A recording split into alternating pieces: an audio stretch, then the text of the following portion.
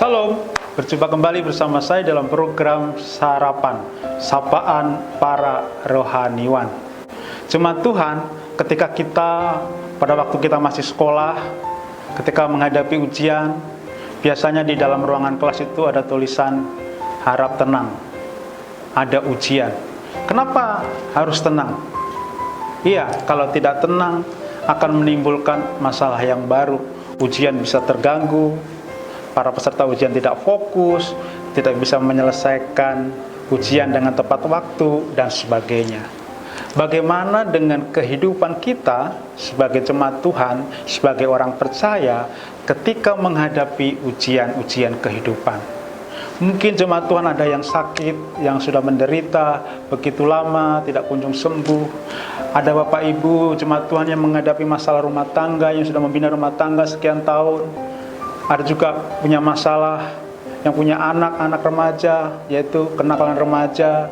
Ada yang punya anak yang sudah menginjak dewasa dan mau menikah. Ada masalah ekonomi, masalah pekerjaan, masalah jodoh, masalah keturunan bagi mereka yang sudah menikah, masalah pekerjaan, masalah usaha, dan sebagainya. Begitu banyak masalah, begitu banyak ujian-ujian kehidupan terjadi. Ada kabar baik buat Bapak Ibu Saudara, bagaimana ketika menghadapi situasi atau ujian-ujian dalam kehidupan tadi.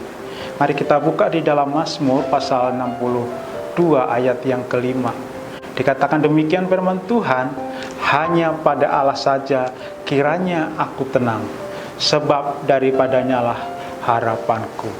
Kalau kita baca dua ayat yang pertama ini, yaitu persis di dalam Mazmur 62 ayat 1 dan 2, pemazmur menggambarkan tindakannya sebagai seorang pengikut yang setia kepada Tuhan.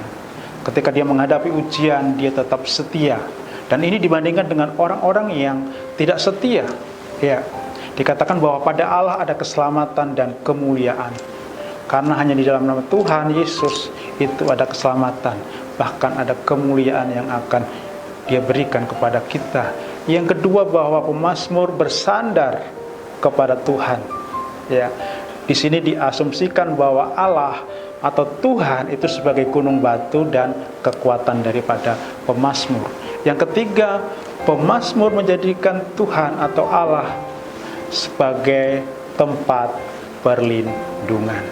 Jadi Bapak Ibu Saudara sekalian, ketika menghadapi ujian kehidupan, jadikan Tuhan sebagai keselamatan kita, sebagai kemuliaan kita.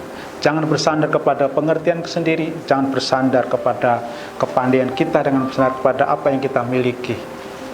Percaya kepada Tuhan dan jadikan Dia tempat perlindungan kita, sehingga kita akan tenang, sehingga kita mendapatkan ketenangan di dalam hidup kita. Demikianlah renungan sarapan pagi ini, kiranya terus menjadi berkat. Selamat beraktivitas, Tuhan Yesus memberkati. Amin.